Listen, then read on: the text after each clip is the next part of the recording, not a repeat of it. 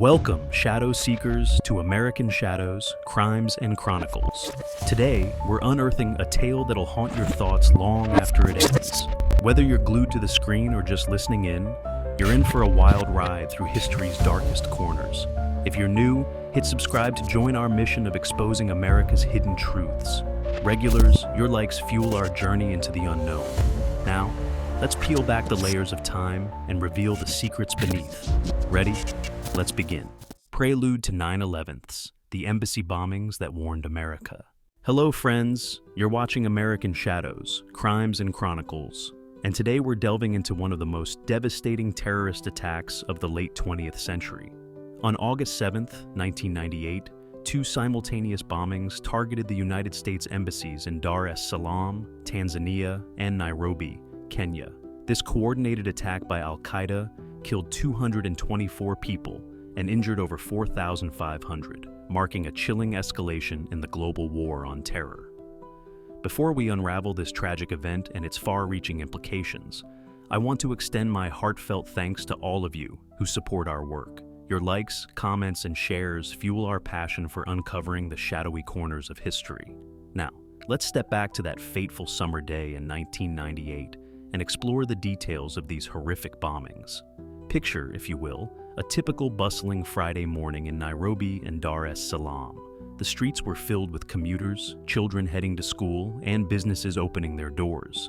In the U.S. embassies, staff were settling into their routines, unaware that they were about to become targets in a coordinated strike that would claim hundreds of lives and injure thousands more. The seeds of this tragedy were sown years before.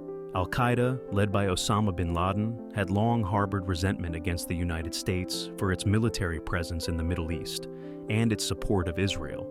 The U.S. embassies in Nairobi and Dar es Salaam were seen as symbols of American power and influence, making them prime targets for a devastating attack. At approximately 10:30 a.m. local time in Nairobi, a pickup truck laden with explosives pulled up to the rear entrance of the U.S. embassy. The attackers, armed and determined, demanded entry. When embassy guards refused, a flash of gunfire erupted, followed moments later by a massive explosion that rocked the city center. The blast was so powerful that it left a crater 15 feet deep and 40 feet wide. Almost simultaneously, 450 miles away in Dar es Salaam, another bomb-laden vehicle detonated outside the U.S. embassy there. Although the impact was slightly less catastrophic than in Nairobi, it nonetheless caused significant damage and resulted in numerous casualties. The aftermath was chaos. Thick, acrid smoke billowed into the sky as first responders rushed to the scenes. Survivors, covered in dust and blood, emerged from the rubble.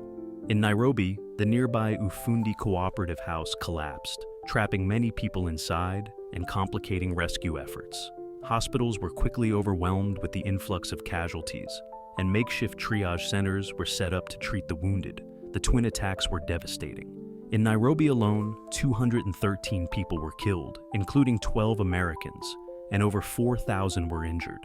In Dar es Salaam, 11 people lost their lives, and 85 were wounded. The majority of the victims were local citizens working or living near the embassies. As rescue efforts continued and the death toll mounted, questions began to swirl. Who was behind these attacks? Why target these embassies? The answers would soon come, and they would change the course of American foreign policy for decades to come. The immediate investigation pointed to a coordinated attack by Al-Qaeda, a terrorist organization that was relatively unknown to the general public at the time, but would soon become infamous worldwide. Evidence collected from the bomb sites, including fragments of the vehicles used and explosive residues, helped trace the origins of the attack. Investigators discovered that the bombings had been meticulously planned over several months. Al-Qaeda operatives, including key planner Ali Mohammed, had rented houses near the embassies, conducted surveillance, and assembled the bombs with military precision. The operation demonstrated a high level of sophistication and coordination, underscoring the growing threat posed by Al-Qaeda. The U.S. response was swift. Operation Infinite Reach, a series of cruise missile strikes against suspected Al-Qaeda bases in Afghanistan and Sudan, was launched just 13 days after the bombings. But these strikes failed to eliminate the Al-Qaeda threat, and may have even strengthened the organization's resolve. In the weeks and months following the bombings, a global manhunt was launched to bring those responsible to justice. Several suspects were apprehended and brought to trial.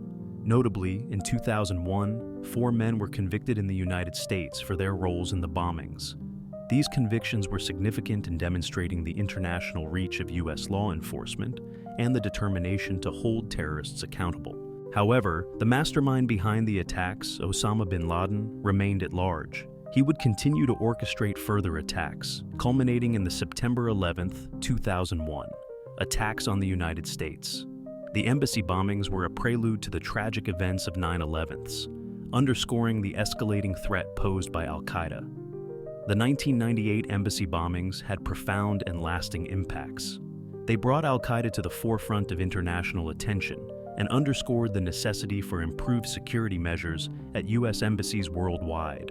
The attacks exposed glaring vulnerabilities in U.S. embassy security, with many diplomatic outposts located in busy urban areas, making them soft targets for terrorists. In the wake of the bombings, the State Department embarked on a massive program to fortify U.S. diplomatic outposts around the globe. The bombings also prompted significant changes in U.S. foreign policy and counterterrorism strategies, leading to increased cooperation between nations to combat the growing threat of terrorism. They led to enhanced cooperation between intelligence agencies and law enforcement, paving the way for the creation of the National Counterterrorism Center after 9/11s. In the years that followed, the survivors and families of the victims fought for recognition and compensation. Many felt forgotten, overshadowed by the later events of 9/11s. It wasn't until 2020 that the U.S. government agreed to compensate Kenyan victims of the Nairobi bombing, a stark reminder of the long-lasting impact of that terrible day. As we reflect on the events of August 7, 1998, we're confronted with difficult questions about security, diplomacy, and the human cost of terrorism. The bombings serve as a grim reminder of the dangers faced by those who represent America abroad and the innocent bystanders caught in the crossfire of global conflicts. This is American Shadows, Crimes and Chronicles, where we peer into the darker corners of our nation's past and its interactions with the world. Until next time, remember that sometimes the most pivotal moments in history come not with a whisper, but with a bang that echoes across continents and through time.